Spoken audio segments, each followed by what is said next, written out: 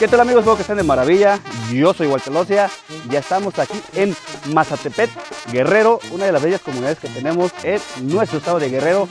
Y hoy vamos a grabar el tercer episodio de la ruta guerrerense. Así que no te pierdas de este hermoso video. Saluditos.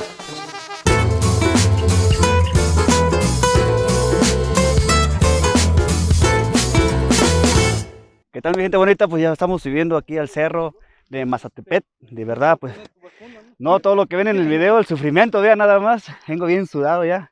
Y mis camaradas, ellos como si nada. Son de rancho y pues nosotros somos de ciudad, pero vamos a echarle ganas para que vean. Ay, güey, el sudor, güey. Para que vean los sufrimientos que se hace un video. Pues aquí nosotros venimos a la ofrenda, a ofrendar porque queremos el buen temporal. Eso es, ahora sí, nuestra fe, pues.